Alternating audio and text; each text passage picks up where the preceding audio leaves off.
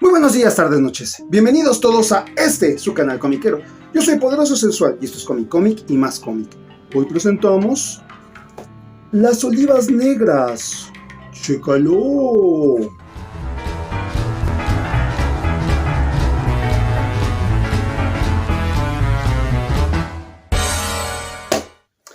Las Olivas Negras es un cómic firmado en el guión por Johan Sfar y en el dibujo por Emmanuel Guthberg. Este cómic consta de 3 volúmenes. Se editó por primera vez en Dupuis entre el 2001 y 2003. Su edición en castellano viene por Ediciones Kraken, editado en 2007, el volumen 1 y 2, y el tercero en 2008. Acá lo que vamos a encontrar es una historia que se desarrolla en tiempos de la llegada de Jesucristo. Estamos en Jerusalén y se tiene la idea, el rumor, el mito, la esperanza de que llegue un Mesías, un Salvador, a liberar el pueblo judío.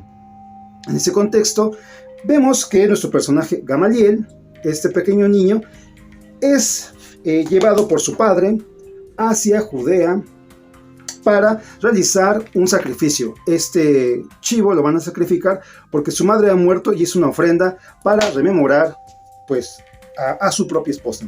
Sin embargo, cuando llegan al templo, se dan cuenta que los guardias les impiden el paso y no permiten que hagan la ofrenda. 1, porque no han llegado a las horas correctas, y 2, porque el animal que tienen no lo han comprado en el lugar establecido. Hay un establo designado para la compra de animales para sacrificar. Esto enardece al padre, que se hace de palabras con los guardias y comienza una pelea. Esta pelea va haciéndose más grande hasta que se convierte en una trifulca. Y bueno, en esa época ya los romanos se habían apoderado de Judea y ven este brote, esta pelea, como algo peligroso. Así que de inmediato piensan que el padre de Gamaliel es un rebelde, es un guerrillero que está arengando a la población para levantarse en armas y atacar al Imperio Romano. Cosa que no es cierto, pero esto sirve para que todo se vaya realmente al carajo y comience una historia bastante peculiar. Pero, ¿quiénes son los autores de este cómic? Emmanuel Guthberg nace en París, Francia, el 21 de abril de 1964. Dibujante y guionista de cómics, conocido principalmente por su serie El Fotógrafo.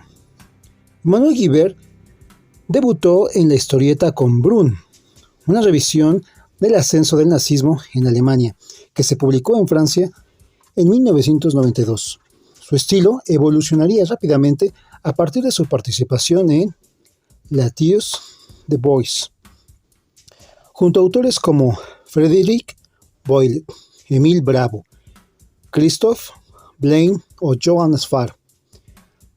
Sorprendió a la crítica y público francés con La Guerra de Alain.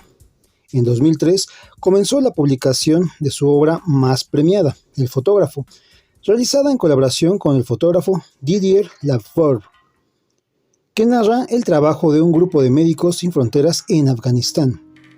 Ha colaborado con otros autores como Johan Sfar, con La hija del profesor, o David B., el Capitán Escarlata.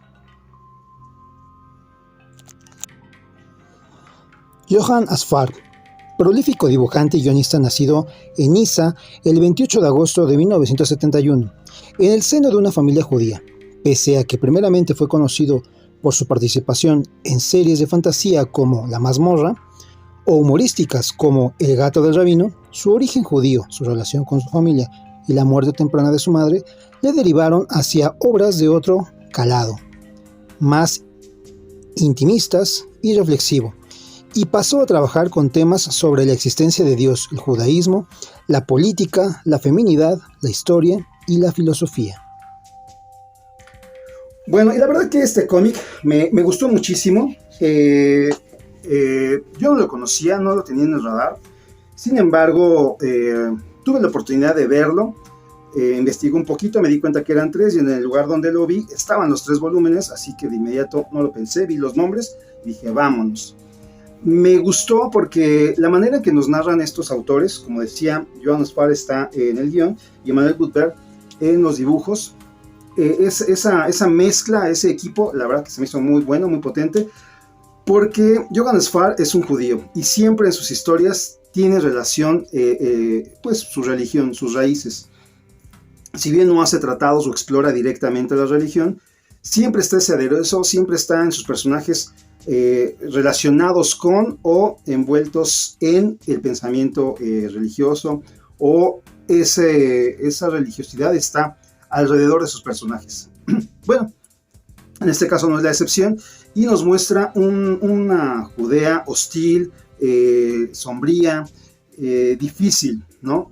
No sé, la mayoría, por lo menos yo, tenía la visión por todas las películas que hemos visto, como de Ben-Hur, los 10 mandamientos y todo. La población es muy sumisa, ¿no? Es muy apocada, es muy buena y siempre está esperando el Mesías, y están a un paso de ser santos ellos mismos, ¿no?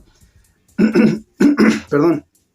Entonces esto también se me hace bien interesante, porque acá vemos a una población totalmente diferente, una población que tiene que salir adelante, que tiene que luchar por, a pesar de la conquista, a pesar de las vicisitudes, salir adelante en un mundo que además es hostil. Estamos hablando de un desierto en donde no hay posibilidades de irte a muy lejos de la zona poblada para poder vivir. Eso se me hizo muy interesante, el contexto en donde llega el Mesías. Si bien este no es un cómic que precisamente se centra en eso, sí nos pone en esa situación, en ese momento donde la gente está enardecida, donde cada quien está viendo por sí mismo, y como comentaba al principio, los propios dirigentes del templo se han convertido en una institución en donde gustan de vender animales especialmente criados para la matanza de sacrificios. Esto por unas monedas, y siempre teniendo beneficios de esta acción. Eso es lo que reclama y pone o señala el padre de Gamaliel. Y bueno, todo ahí se va mucho al carajo. Algo que también me gustó es como la narrativa que tienen muy parecida a Hugo Pratt, en el sentido de que tal vez no importa tanto la historia, estamos en un contexto, estamos viendo qué pasa alrededor, pero la acción de sus personajes nos van llevando por diferentes lugares. No necesariamente es en pro para dignificar o luchar o la trascendencia, esta historia va a terminar con el nacimiento de Jesucristo, no. Simplemente ese es el contexto y nuestros personajes van por otro lado. Una vez que ha sido señalado el padre de Gamaliel como dirigente, tienen que huir, y al estar huyendo se encuentran con una chica que entiende que pues, la situación no está bien, y que les ayuda a esconderlos para tratar de huir por la noche de Judea. En ese inter hay dos guardias romanos que nos presentan también su visión, ¿no? Siempre uno piensa que son guerreros así súper mentalizados y a por todo, pero acá te hacen ver que no, que simplemente eran campesinos que los reclutaron en una de estas travesías que los romanos hacían, y iban jalando soldados, pero que ellos no tenían intenciones de nada, ¿no? Y así es como ellos están de guardia, y esa misma noche la chica que está sacando a Gamaliel y a su padre se topa con ellos. Hay un diálogo, vienen otros guardias, bueno, estos romanos, soldados romanos, que son griegos realmente, se van y huyen junto con estos otros personajes. En la trifulca, entre que van saliendo y no, capturan al papá de Gamaliel, y bueno, los soldados agarran al niño, lo cargan a la chica, y ellos son los que ayudan a que se salgan y huyan. Y bueno, la historia después se va centrando, como decía, en nuestro personaje Gamaliel, que es el niño, que a partir de su inocencia, de su visión, va cuestionando a las personas, que están alrededor de él, y todo en pro de ir a rescatar a su padre. Es un poco su travesía. La historia realmente no va en eso, no se hace un equipo de salvamento para rescatarlo, o sea, cambia totalmente, no queda en ese estereotipo del grupo que va a salvar para liberar al papá y irse junto con su hijo, sino más bien todas las travesías que tiene que tener Gamaliel al estar solo, al tener que enrolarse a otras formas de vida, de estar, porque su padre también lo había adoctrinado, ¿no? Desde su perspectiva religiosa. También nos dejan ver aquí que todos los personajes lo que hacen está superditado a la religión. Sea bueno o malo, sea robar o sea hurtar, o sea ayudar, está superditado desde la perspectiva de los personajes por un Dios que los mira, Si roban es porque están robando tal vez a un romano y ese romano no es digno de Dios o del Dios que cada quien venere, y por eso no está mal. Y así sucesivamente se van dando un entramado de acciones que tienen que ver con ese contexto de yo lo hago desde que mi Dios me dice. Y bueno, eso también hace que existan grupos separatistas, grupos de alguna manera extremistas que están a las afueras, también solo buscando la manera de estar golpeando a los romanos, de estarlos golpeando. Y uno de esos dirigentes es el hermano de la chica que ayuda a sacar de Jerusalén a Gamaliel y a su padre.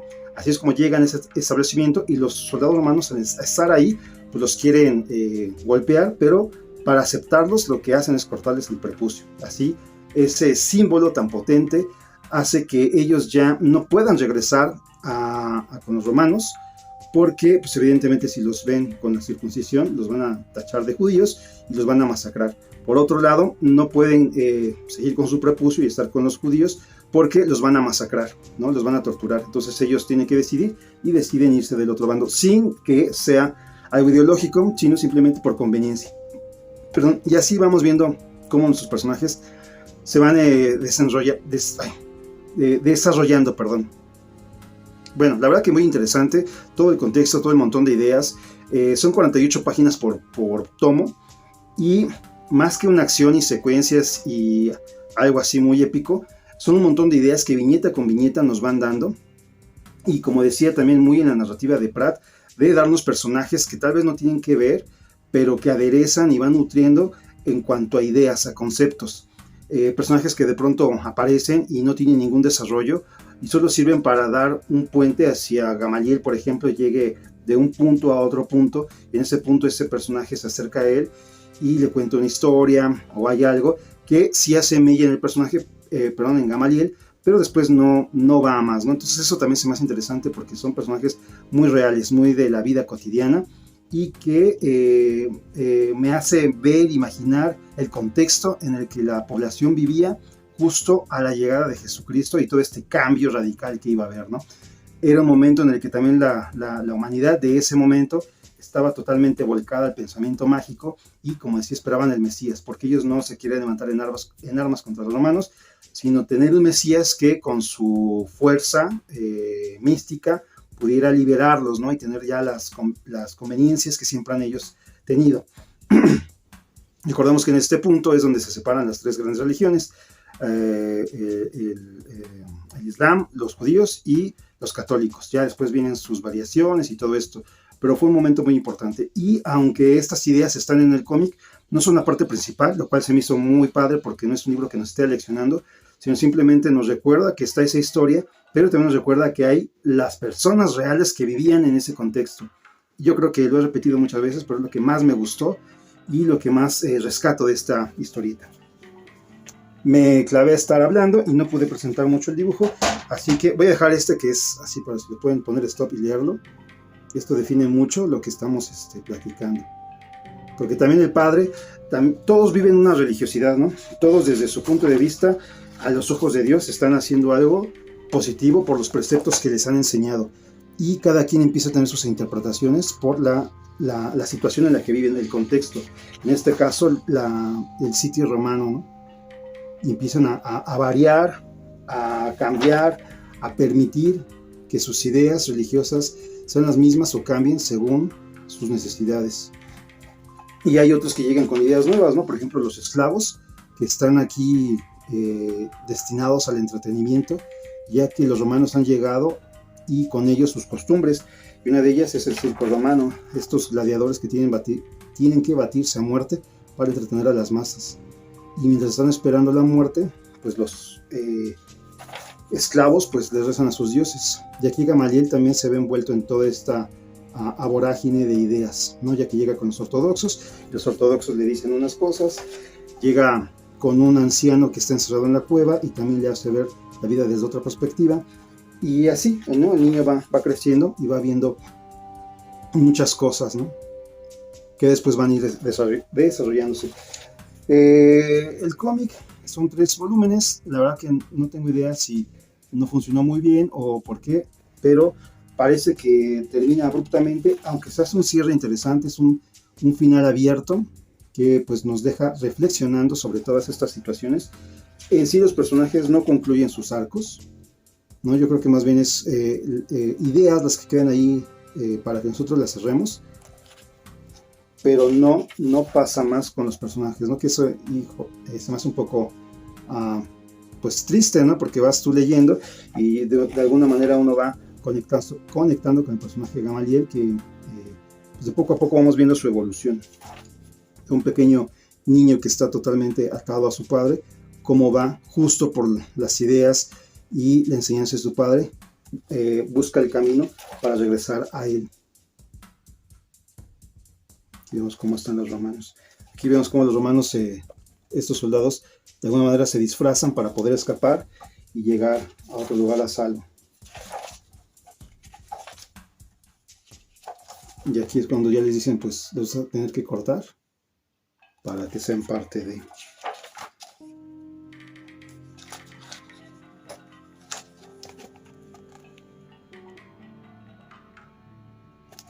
Pero bueno, esto ha sido Las Olivas Negras.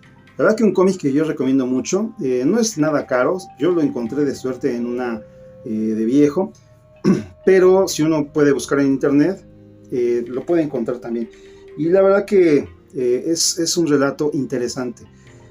Yo creo que es de estos títulos que no están como en un pedestal muy grande, porque también fueron solo 3, pero yo creo que deja semillas muy importantes. Este, como decía, se editó en 2001, justo cuando estamos teniendo el cambio de milenio, en el 2000, y ese cambio de milenio, la verdad que a nivel espiritual significó mucho para muchas personas. Siempre se pensó que era el fin del mundo, que iba a haber una ruptura, cosas apocalípticas. Yo creo que hasta el 2000 se tenía ese pensamiento. Después del 2000, lo más cercano fue lo del 2012, de los aztecas, que también se iba a acabar, pero después de eso ya no hay ese estigma, ¿no? Que hasta Nostradamus decía. Yo creo que ahorita ya la sociedad en general ya no está pensando en que Dios nos mira y que estamos al borde del apocalipsis, como antes del 2000 se tenía esa sensación. Y este cómic también nos muestra que se tenía esa sensación al esperar al Mesías, porque todo estaba del carajo y se esperaba a ese Mesías. Siguen estando las cosas del carajo, pero ya no estamos buscando un Mesías o esperando que alguien llegue a salvarnos. Ahora pues depende de cada quien y fortalecer el pensamiento mágico y espiritual. Pues nada, yo hasta aquí con este cómic, confío haya sido de su agrado. Si llegaron al final de este video, muchísimas gracias, dale like, comparte, y como siempre yo los invito a que se unan a mis redes sociales, en Instagram como Poderoso Sensual y en Facebook como Poderoso Cómic Sensual. Tengo mi perfil de Instagram donde muestro mis dibujos, mis rayones, y el cual es Soy Poderoso y Dibujando Ando. Sin nada más por el momento, solo me queda agradecer el lujo de su compañía, desearles felices lecturas, felices cacerías, que sean muy felices totalmente, y yo solo digo adiós.